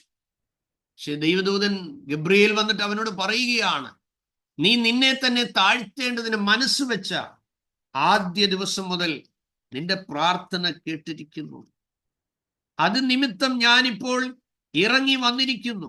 എടുത്തവർക്ക് വായിക്കാം, ദാനിയേൽ പ്രവാചകന്റെ പുസ്തകം. അതെ, നിന്നെ തന്നെ താഴ്ത്തേണ്ടതിന് മനസ്സ് വെച്ച ആദ്യ ദിവസം മുതൽ നിന്റെ പ്രാർത്ഥന കേട്ടിരിക്കുന്നു. അത് നിമിത്തം ഞാൻ എന്ത് ചെയ്തിരിക്കുന്നു? ഇറങ്ങി വന്നിരിക്കുന്നു. 10-ാമത്തെ അധ്യായം അതിന്റെ 12-ാം വാക്യം ഒരാൾ വായിച്ചാട്ടെ. ദാനിയേൽ പ്രവാചകന്റെ പുസ്തകം 10-ാം അധ്യായം 12-ാം വാക്യം. ദാനിയേലേ, അവൻ എന്നോട് പറഞ്ഞത്, ദാനിയേലേ, ഭയപ്പെടേണ്ട. നീ തിരിച്ചറിയേണ്ടതിനും നിന്റെ ദൈവത്തിന്റെ മുമ്പാകെ നിന്നെ തന്നെ താഴ്ത്തേണ്ടതിനും മനസ്സ് വെച്ച ആദ്യ ദിവസം മുതൽ നിന്റെ വാക്ക് കേട്ടിരിക്കുന്നു. നിന്റെ വാക്ക് ഹേതുവായി തന്നെ ഞാൻ വന്നിരിക്കുന്നു. നോക്കിക്കേ, അപ്പം പ്രാർത്ഥനയൊത്തിരി നടന്നു, യാന്ത്രികമായ പ്രേയറൊക്കെ നടക്കും സഹോദരങ്ങളെ. പക്ഷേ ഒരു റിസൾട്ട് ഓറിയന്റഡ് ആയിട്ടുള്ള പ്രയർ ആകണോ, തന്നെ താഴ്ത്തണം, അതിന് മനസ്സ് വയ്ക്കണം. ദൈവത്തിന് പ്രധാനമന്ത്രി ആയാലും രാജാവായാലും ഒന്നുമില്ല, എല്ലാവർക്കും കൊടുത്തിരിക്കുന്ന ഒരേ ശ്വാസമാണ്. അതുകൊണ്ട് നമ്മുടെ തസ്തികയുടെ റാങ്ക് ഒന്നും പറഞ്ഞ് ദൈവസന്നിധി പോയാൽ വില പോകില്ല. അതെല്ലാം നമ്മൾ എന്ത് ചെയ്യണം? പുറത്ത് വെച്ചിട്ട്. നമ്മൾ കാണുന്നു 24 മൂപ്പന്മാരും അവരുടെ കിരീടങ്ങൾ താഴെ ഇട്ടിട്ട്, കുഞ്ഞാടേ നീ യോഗ്യൻ, യോഗ്യൻ, യോഗ്യൻ, നീ മാത്രം യോഗ്യൻ. അതുകൊണ്ട് നമുക്ക് ഏത് പദവി, ഏത് സ്ഥാനമാനങ്ങൾ, ഏത് നിലവാരത്തിലുള്ള ഇൻകം, നമുക്ക് എത്ര പിടിപാട്, ഏത് മഹാന്മാരുടെ സദസ്സിൽ നമ്മൾ ഇരുന്നാലും ദൈവത്തിൻ്റെ സ്തോത്രം, നമുക്ക് പ്രശംസിക്കാനൊന്നുമില്ല. അവിടെ തങ്ങളെ തന്നെ താഴ്ത്തുവാൻ മനസ്സ് വെച്ചാൽ നിന്റെ പ്രയർ ഇൻസ്റ്റന്റ് ആയിട്ട് ഒരു ആൻസർ ഉണ്ടാവും. ആഹാബ് ദൈവസന്നിധിയിൽ താഴ്ത്തിയതായി നമ്മൾ കാണുന്നുണ്ട്. സ്തോത്രം. അതെ, പത്രോസും പറയുന്നുണ്ട്, കർത്താവിന്റെ സന്നിധിയിൽ താഴ്വീൻ, എന്നാൽ അവൻ നിങ്ങളെ ഉയർത്തും.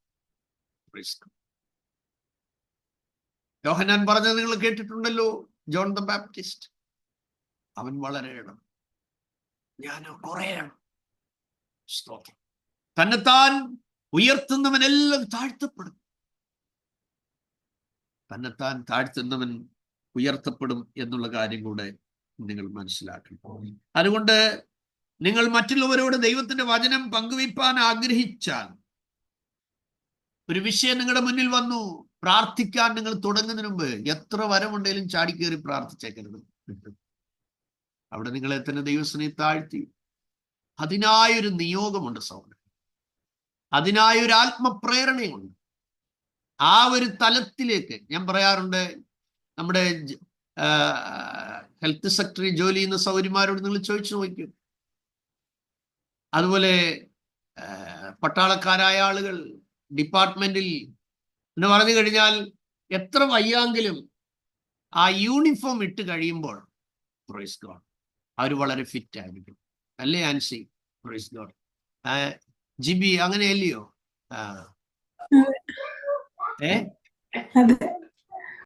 അതൊരു മനഃശാസ്ത്രമാണ്. Praise God.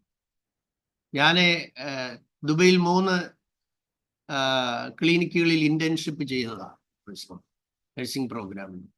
അപ്പോൾ ചില സമയത്ത് വലിയ പ്രയാസമൊക്കെ ഉണ്ടായിട്ടുണ്ട്. പക്ഷെ നമ്മൾ യൂണിഫോം ഇട്ടുകൊണ്ട് പോകുമ്പോൾ എന്തോ ഭയങ്കര ഒരു കോൺഫിഡൻസ് തോന്നുന്നു. സ്തോത്രം. അപ്പൊ നമ്മൾ എത്ര ക്ഷീണിതരാണെങ്കിലും, ഇത് തന്നെയാ ശുശ്രൂഷയിലും കർത്താവ് പറഞ്ഞത്, ഈ ശക്തി നിങ്ങൾ ധരിക്കണം, അതൊരു യൂണിഫോമാണ്. സ്തോത്രം. സ്പേസിലേക്ക് പോകുന്ന ആളുകൾ അതിന്റെ സ്പേസ് സൂട്ട് ഇട്ടുകൊണ്ടാണ് പോകുന്നത്. സ്തോത്രം. അപ്പോൾ ആ സ്പേസ് സൂട്ട് ഇടുമ്പോൾ അവർക്കൊരു കോൺഫിഡൻസാണ്, യൂണിഫോം ഇടുമ്പോൾ ഒരു കോൺഫിഡൻസാണ്. ഒരിക്കൽ ഒരു സഹോദരി പറഞ്ഞു, ഇതാ എനിക്ക് യൂണിഫോം ഇട്ട സബ് ഇൻസ്പെക്ടറെ കാണണ്ട, യൂണിഫോം മാറ്റിയ സബ് ഇൻസ്പെക്ടറെ കണ്ടാൽ മതി. യൂണിഫോം ഇടുമ്പം എനിക്ക് എന്തോ ഒരു വേറൊരു ഫീലിംഗ് ആണ് എന്ന് പറയുമ്പോൾ നമ്മൾ മനസ്സിലാക്കേണ്ട ഒരു കാര്യമുണ്ട്. ഈ ആത്മാവിൻ്റെ ശക്തി ധരിച്ചുകൊണ്ട് നിങ്ങൾ പ്രാർത്ഥനയിലോട്ടൊന്ന് കയറിക്കേ. അത് മേൽക്കുമേൽ ശക്തി പ്രാപിച്ചു എന്നാണ് പൗലോസിനെ കുറിച്ച് പറഞ്ഞത്. ശൗലോ മേൽക്കുമേൽ ശക്തി പ്രാപിച്ചു. ഓരോ സ്ഥലങ്ങളിലും ദൈവപ്രവൃത്തി വെളിപ്പെടുന്നതിന് മുമ്പ് നമ്മൾ കാണുന്നത്, ആമേ, പത്രോസ് പരിശുദ്ധാത്മാവ് നിറഞ്ഞവനായി, പൗലോസ് പരിശുദ്ധാത്മാവ് നിറഞ്ഞവനായി, സ്തേഫാനോസ് പരിശുദ്ധാത്മാവ് നിറഞ്ഞവനായി, ആമേ, എലിസബത്ത് പരിശുദ്ധാത്മാവ് നിറഞ്ഞവളായി, മറിയ പരിശുദ്ധാത്മാവ് നിറഞ്ഞവളായി. Yes, hallelujah. അതുകൊണ്ട് ഓരോ സമയങ്ങളിൽ കണ്ടിട്ടില്ലേ, ആൻസി പാടുമ്പോൾ ആത്മാവിൽ നിറഞ്ഞ് പാടുമ്പോൾ നമ്മൾ ആ ദൈവസാന്നിധ്യം അനുഭവിക്കാറുണ്ട്. ആമേ, നമ്മുടെ സുബ പ്രാർത്ഥിക്കുമ്പോൾ ആത്മാവിൽ നിറഞ്ഞ് ധാരാളം വചനങ്ങൾ ഉരുവിട്ട് പ്രാർത്ഥിക്കുമ്പോൾ അതെല്ലാം നമ്മുടെ ഹൃദയത്തെ പലപ്പോഴും ആഴമായി സ്പർശിക്കപ്പെടാറുണ്ട്. സ്തോത്രം. അപ്പോൾ നമ്മുടെ ജീവിതത്തിന്റെ ഏത് മേഖലയിലാണെങ്കിലും ആത്മാവിന്റെ വീര്യം, ആത്മാവിന്റെ ശക്തി, ആത്മാവിന്റെ നിറവ്, ആ തലത്തിലേക്ക് നമ്മൾ വരുമ്പോൾ കൂടുതൽ കൂടുതൽ, അതെ, നമ്മൾ ആത്മീയ ഊർജം പ്രാപിക്കുന്നവരായി തീരാറ്. ഞാൻ താഴ്മയോടെ നിങ്ങളെ ഓർപ്പിച്ച് ഉണർത്തട്ടെ. നാം താഴ്മയോടെ ദൈവസന്നിധിയിൽ നമ്മളെ തന്നെ ആദ്യം താഴ്ത്തുവാൻ മനസ്സ് വെക്കണം. താഴ്ത്തുവാൻ മനസ്സ് വെച്ച് കഴിയുമ്പോൾ കണ്ണുനീരോടുകൂടി തുടങ്ങുന്ന ഏത് ആത്മീയ ശുശ്രൂഷയിലും ഒരു ദൈവപ്രവൃത്തി ഉറപ്പായി നിങ്ങൾക്ക് പ്രതീക്ഷിക്കാം. താഴ്മയോടെ, വിനയത്തോടെ, എളിമയോടെ, കണ്ണുനീരോടുകൂടി നിങ്ങളുടെ ഉള്ളം, ബില്ലി ഗ്രഹാം പറഞ്ഞത്, ഞാൻ ദൈവത്തിന്റെ വചനം പ്രസംഗിക്കുമ്പോൾ എൻ്റെ ഉള്ളം കരഞ്ഞുകൊണ്ടാണ് ഞാൻ പ്രസംഗിക്കുന്നതെന്ന് ബില്ലി ഗ്രഹാം പറഞ്ഞിട്ടുണ്ട്. സ്തോത്രം. അതുകൊണ്ട് കർത്താവിൻ്റെ സ്ഥാനാപതിയാണ് എന്നുള്ള ആത്മബോധം എപ്പോഴും ദൈവവചനം പറയാൻ ആഗ്രഹിക്കുന്ന നിങ്ങൾ ഓർത്തിരിക്കണം. ആകയാൽ ശുശ്രൂഷാ സമയം ദൈവസന്നിധിയിൽ ഒരു നുറുങ്ങിയ ഹൃദയം സദാ നിങ്ങൾക്കുണ്ടായിരിക്കാൻ ശ്രമിക്കുക. അപ്പോൾ നിങ്ങളുടെ വാക്കുകളെല്ലാം കർത്താവിൽ നിന്നുള്ള വാക്കുകളായിരിക്കും. നിങ്ങളുടെ വേഴ്സസ് എല്ലാം നിയോഗത്തിന്റെ വാക്കുകളായി മാറും. അതുകൊണ്ട് ഒരിക്കലും നിങ്ങളുടെ കഴിവിൽ നിങ്ങൾ ആശ്രയിക്കരുത്, നിങ്ങളുടെ പ്രാപ്തിയിൽ ആശ്രയിക്കരുത്. കാരണം പ്രാപ്തി ദൈവത്തിന്റെ ദാനമാണ്. പരിചയം എല്ലാ സ്ഥലത്തും നമുക്ക് ഫലം തരികയില്ല. നിങ്ങളുടെ തിളക്കം പരിശുദ്ധാത്മാവിന്റെ സാന്നിധ്യമാണ് എന്നുള്ള കാര്യം ഓർക്കണം. Praise God. നിങ്ങൾ ശോഭിക്കുന്നത് പകരപ്പെടുന്ന ആത്മശക്തി കൊണ്ടാണ്. നിങ്ങൾ അവിടെ കർത്താവിന്റെ കരങ്ങളിൽ പ്രയോജനപ്പെടേണ്ടത് പരിശുദ്ധാത്മാവിന്റെ സാന്നിധ്യത്തിലാണ്. അതുകൊണ്ട് മറ്റൊരു കാര്യം ഓർത്തിരിക്കുക, കുറവുകൾ ഒരിക്കലും മൂടിവെച്ച് ശുശ്രൂഷിക്കരുത്. അത് കർത്താവിന്റെ സന്നിധിയിൽ കൊടുക്കണം. Praise God. കുറവുകൾ മൂടിവെച്ചിട്ട് ശുശ്രൂഷ കൊണ്ടുപോകരുത്. പണ്ട് ഞാൻ പഠിച്ച സ്കൂളിന്റെ റോഡ് സൈഡിൽ ഒരു വലിയ മരുതി മരം ഉണ്ടായിരുന്നു. പിടിച്ചാ പിടിപറ്റാത്ത മരുതി മരം. പക്ഷെ ഞങ്ങൾ പഠിക്കുന്ന കാലത്ത് അതിന്മേൽ ഒരു ചെറിയ ആല് കിളിച്ചു വരുന്നത് ഞാൻ കണ്ടായിരുന്നു. ഒരുപാട് വർഷം കഴിഞ്ഞപ്പോൾ പിന്നെ അവിടെ മരുതി മരമില്ല, ആൽമരം മാത്രമേ ഉള്ളൂ. കാരണം ഈ മരുതി മരത്തെ പറ്റി പിടിച്ച് കയറിയ ഈ ആലിന്റെ തൈ കാലപ്പഴക്കത്തിൽ ഈ മരുതിയുടെ മുഴുവൻ ഊർജം വലിച്ചെടുത്ത് അത് മുഴുവൻ അതിനകത്ത് ദ്രവിച്ചിട്ട് അതിന്റെ ശക്തി കൊണ്ട് അവൻ വളരാനിടയാണ്. അതുകൊണ്ട് ചെറിയ തെറ്റുകൾക്ക് വലിയ പ്രാധാന്യം നിങ്ങൾ കൊടുക്കണം. ചെറിയ കുറവുകൾക്ക് അതെ നമ്മൾ അതിനെ നിസ്സാരമായി കണ്ടാൽ, അത് നിങ്ങളിൽ വളരാൻ അനുവദിച്ചാൽ, ചെറിയ തെറ്റുകൾ നിങ്ങളുടെ ഭാവിയെ എന്നേക്കുമായി നശിപ്പിക്കും എന്നുള്ള കാര്യം കൂടെ നിങ്ങൾ ഓർത്തുകൊള്ളണം. അപ്പോൾ നമ്മൾ പ്രായോഗിക സുവിശേഷീകരണം എന്ന വിഷയത്തിന്റെ 15 ക്ലാസ്സുകൾ നമ്മൾക്ക് കഴിയുവാനിടയായി തീർന്നു. ഈ ക്ലാസ്സുകളൊക്കെ നിങ്ങൾക്ക് വളരെ പ്രയോജനപ്പെടുവാൻ ഇടയായി തീരട്ടെ എന്ന് ദൈവസന്നിധിയിൽ ഓർപ്പിക്കുന്നു. വരുന്ന ദിവസം അടുത്ത ക്ലാസ്സിൽ നമ്മൾ ഫീൽഡിൽ നിന്നും നമുക്ക് മനസ്സിലാക്കാൻ സാധ്യതയുള്ള ധാരാളം ചോദ്യങ്ങളും അതിൻ്റെ ഉത്തരങ്ങളും ഉണ്ട്.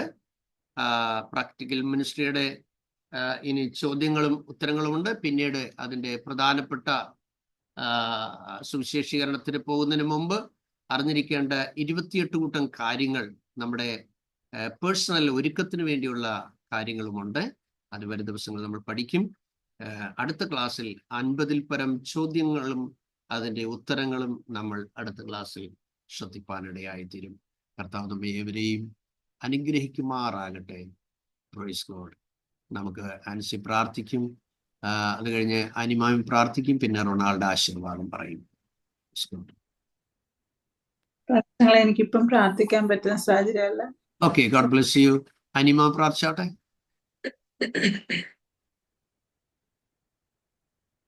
ഹല്ലേലൂയ. കർത്താവേ, സ്തോത്രം ചെയ്യുന്ന നാഥാ, നന്ദിയോടെ സ്തുതിക്കുന്ന കർത്താവേ, നന്ദിയോടെ സ്തുതിക്കുന്നു, നന്ദിയോടെ സ്തുതിക്കുന്നു, നന്ദിയോടെ സ്തുതിക്കുന്നപ്പാ. ഇത്രത്തോളം സമയം കർത്താവെ നിന്റെ വചനം കേൾക്കുവാൻ തക്കവണ്ണം കർത്താവ് ഞങ്ങളെ ഒരുക്കിയതിനായി സ്തോത്രം. കർത്താവെ സ്തോത്രം ചെയ്യുന്ന നാഥ. ഹല്ലേലൂയ കർത്താവെ, അനവധി കാര്യങ്ങൾ ദേവദാസനിൽ കൂടി ഞങ്ങൾക്ക് കേൾക്കുവാൻ തക്കവണ്ണം സ്വർഗം തന്ന കൃപയ്ക്കായി സ്തോത്രം കർത്താവെ. ഹല്ലേലൂയ കർത്താവെ, ദൈവവിളിക്കെതിരെയുള്ള തടസ്സങ്ങൾ കർത്താവെ, ഹല്ലേലൂയ, അതിനെ കർത്താവെ ഞങ്ങൾ കർത്താവെ അതിജീവിച്ച് മുന്നേറുവാൻ കർത്താവെ സ്തോത്രം നാഥ. ഞങ്ങൾക്ക് വേണ്ട കൃപകൾ കർത്താവ് ഞങ്ങൾക്ക് തരണമേ എന്ന് പ്രാർത്ഥിക്കുന്നു കർത്താവെ. സ്തോത്രം ചെയ്യുന്ന നാഥ.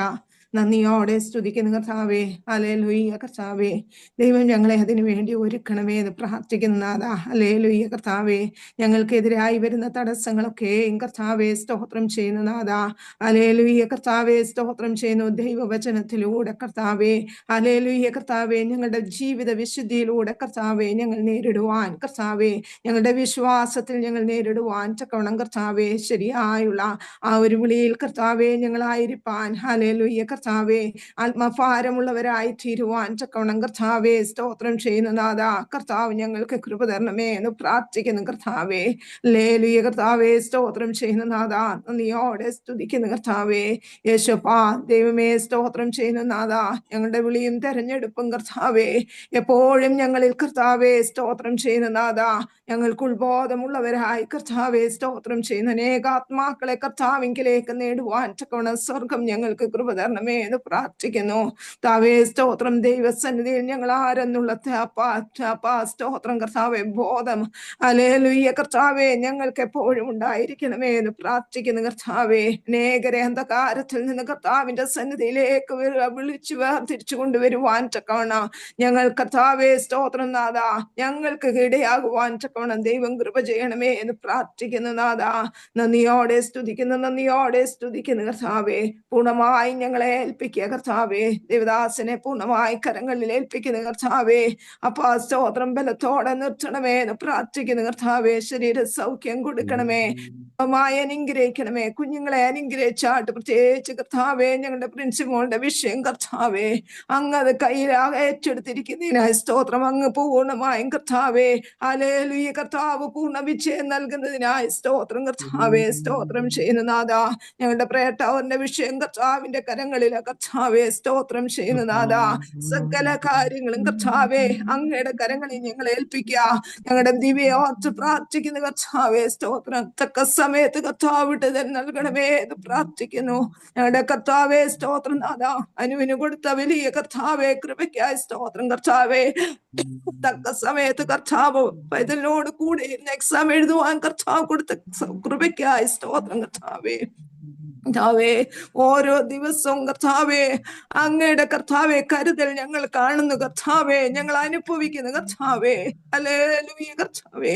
കടന്നു വന്ന എല്ലാ മക്കളെ യേശുവേ സ്തോത്രം കർത്താവിന്റെ കരങ്ങളിൽ ഏൽപ്പിക്കുക കർത്താവേ. സ്തോത്രം ചെയ്യുന്നു ആത്മഭാരത്തോടെ ആകാംക്ഷയോടെ. ഹല്ലേലൂയ കർത്താവേ സ്തോത്രം ചെയ്യുന്നു. ഞങ്ങൾ നിന്റെ സന്നിധിയിലായിരിക്കുക കർത്താവേ. സ്തോത്രം ചെയ്യുന്നു. ദൈവം കൂടെ ഇരിക്കണമേ. ഇത്രത്തോളം കർത്താവേ നീ ഞങ്ങളോട് കൂടെ ഇരുന്നു കർത്താവേ. സ്തോത്രം. ദേവദാസനെ കർത്താവ് ബലപ്പെടുത്തി ഞങ്ങളെ ഓരോരുത്തരെയും വചനം കേൾക്കുവാൻ കർത്താവ് ഞങ്ങൾക്ക് കൃപ തന്നു. എല്ലാ കുടുംബങ്ങളെ ഒരു പ്രാവശ്യം കൂടെ ഏൽപ്പിക്കുക കർത്താവേ. സ്തോത്രം ചെയ്യുന്നു നാഥ. ഞങ്ങളുടെ തലമുറകളെയും ഏൽപ്പിക്കുന്നു കർത്താവേ. കൂടെ ഇരിക്കണം, സഹായിക്കണം കർത്താവേ. വൈകുന്നേരത്ത് വീണ്ടും ഞങ്ങൾക്ക് ഒന്നിച്ച് കർത്താവിന്റെ സന്നിധിയിലായിരിക്കാൻ ദൈവം ഞങ്ങളെ കാത്തുകൊള്ളണമേ, കരുതിക്കൊള്ളണമേ എന്ന് പ്രാർത്ഥിക്കുന്നു നാഥ. സ്തോത്രം സ്തോത്രം സ്തോത്രം. സകലത്തിനായ സ്തോത്രം കർത്താവേ. ഇന്നത്തെ ദിവസം ഒരാത്മാവോടെങ്കിലും കർത്താവേ ഞങ്ങൾക്ക് കർത്താവിനെ കുറിച്ച് പറയുവാൻ തക്കവണ്ണം ദൈവം ഞങ്ങൾക്ക് കൃപ തരണമേ എന്ന് പ്രാർത്ഥിക്കുന്നു. സകലത്തിനായ സ്തോത്രം കർത്താവേ. ദൈവമേ സ്തോത്രം ചെയ്യുന്നു. പ്രാർത്ഥനയായ സ്തോത്രം യേശു ക്രിസ്തുവിന്റെ നാമത്തിൽ തന്നെ. സ്നേഹമോൾ ചുരുക്കമായിട്ട് പ്രാർത്ഥിച്ചാട്ടും.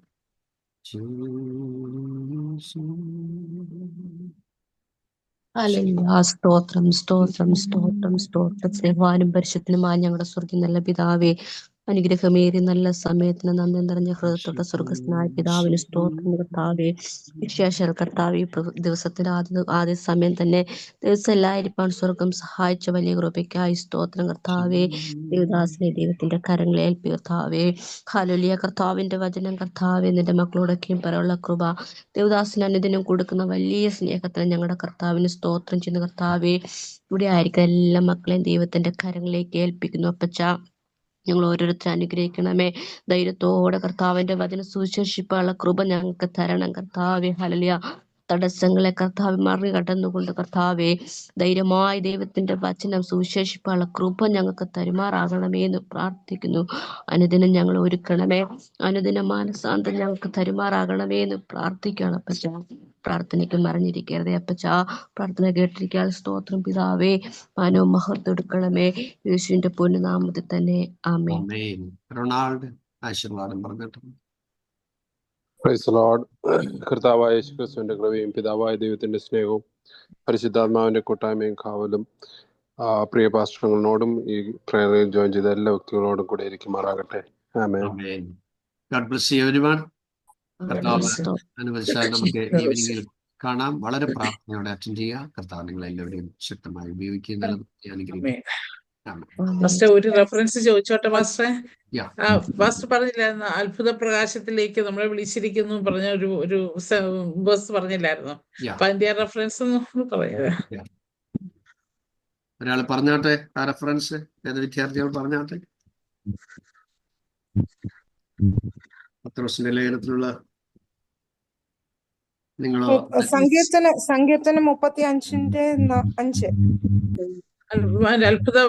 അത്ഭുത പ്രവൃത്തികളെ ഘോഷിക്കാനായിട്ടാണ് നമ്മളെ വിളിച്ചിരിക്കുന്നത്. 2:9. അനു പറഞ്ഞു. അതെ, 1 പത്രോസ്. ഞാൻ പക്ഷെ കേട്ടില്ലായിരുന്നു മാസ്റ്ററെ. ഞാൻ ഇടയ്ക്ക് അവങ്കിലേക്ക് നോക്കി പ്രകാശിതരായെന്നുള്ള ഭാഗം. 1 പത്രോസ് എത്ര? 1 പത്രോസ് 2:9-10. Okay master, thank you. ദൈവം അനുഗ്രഹിക്കട്ടെ. സംശയങ്ങളൊക്കെ ചോദിക്കുന്നത് വളരെ സന്തോഷമാണ്. കർത്താവ് അനുഗ്രഹിക്കട്ടെ. Thank you, Pastor. God bless you. God bless you all. Amen. Oh,